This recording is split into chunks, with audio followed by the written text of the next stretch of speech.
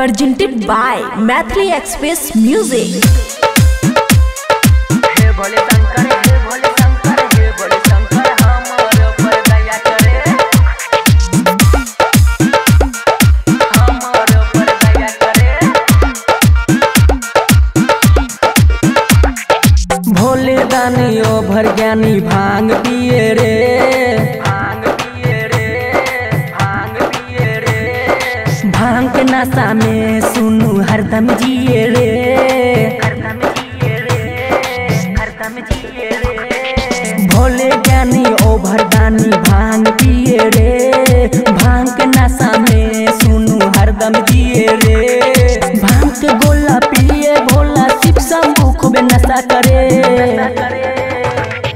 हे भोले शंकर, हे भोले शंकर, हे भोले शंकर हमारे ऊपर दया करे, हमारे ऊपर दया करे।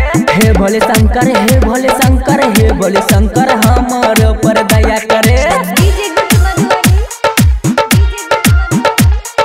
हे भोले शंकर, हे भोले शंकर, हे भोले शंकर हमारे ऊपर दया करे, हमारे ऊपर दया करे, हमारे ऊपर दया करे, दया करे।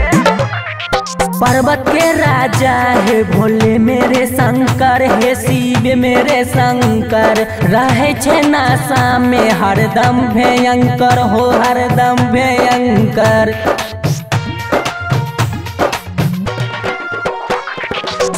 पर्वत के राजा है भोले मेरे शंकर। रहे छे नासा में हरदम भयंकर। पिए भांग कमर भांग शिव शंभू अब दया करे, दया करे। हे भोले शंकर, हे भोले शंकर हमारा पर दया करे, हमारा पर दया करे, दया करे। हे भोले शंकर, हे भोले शंकर हमारा पर दया करे। हे भोले शंकर, हे भोले शंकर, हे भोले शंकर हमारे ऊपर दया करे, हमारे ऊपर दया करे, हमारे ऊपर दया करे, दया करे। चंदन ने सोनू महाकाल के पुजारी हो, काल के पुजारी। करते दया सुनु शिव त्रिपुरारी हो, भोले त्रिपुरारी। चंदन ने सोनू महाकाल के पुजारी।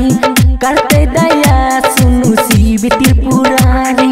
करे छिया बंधन हम अभिनंदन, हे भोले बाबा दया करी, दया करी।